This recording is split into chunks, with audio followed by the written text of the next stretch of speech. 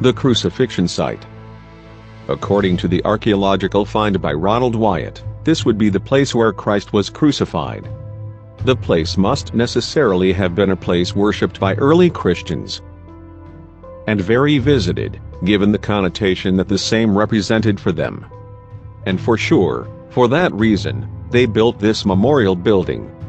Above the place where the cross was placed, there are these three niches, in which, on plasterboard, it was customary to write with charcoal the reason why criminals were crucified. The message was written in three languages: Hebrew, Greek, and Latin. In the case of Christ, according to the scriptures, the written message said, "This is Jesus the Nazarene, King of the Jews." A little further down is what we believe corresponds to the stone that the patriarch Jacob used as a pillow and that he later embedded on the side of Mount Moriah, product of a dream that made him exclaim, "How dreadful is this place!" This is none other but the house of God, and this is the gate of heaven.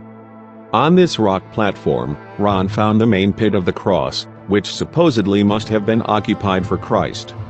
There you can see the crack that we assume was caused by the earthquake that occurred at the time of his death, and that passes right through the side of that hole.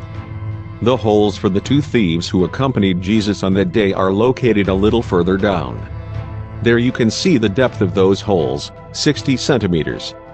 And the way these were covered with those squarish stones, to prevent the entry of material.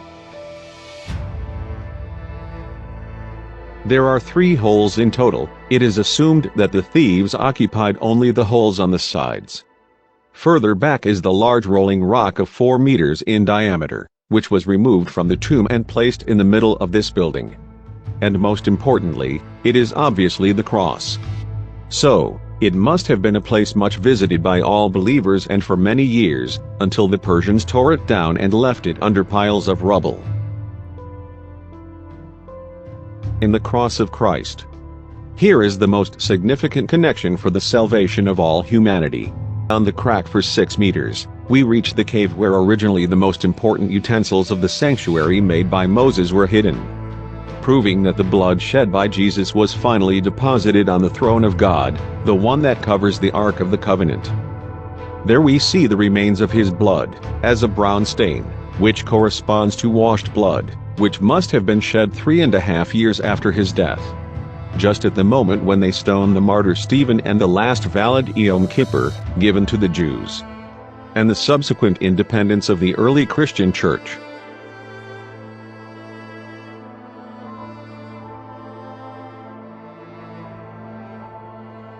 This is a general view of Jeremiah's grotto, as left by the angels that appeared to Ron. All the furniture that was in the holy place and the Holy of Holies are appreciated.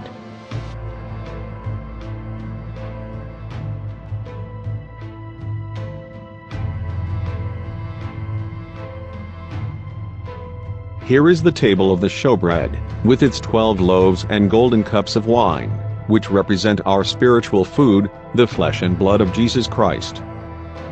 Then we see the altar of incense, which represents the songs and prayers of the saints, which rise as a pleasant smell to the presence of God the Father.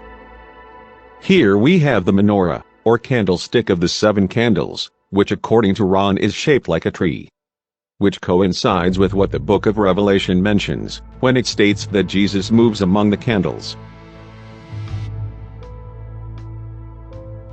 Now we go to the Ark of the Covenant.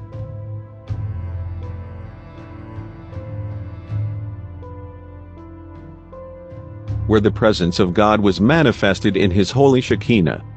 And most importantly, the blood shed by Christ, at the right side of the throne of God or mercy seat. The most important testimony for us sinners, where Christ saves the law of God, and the humankind, for we have broken it.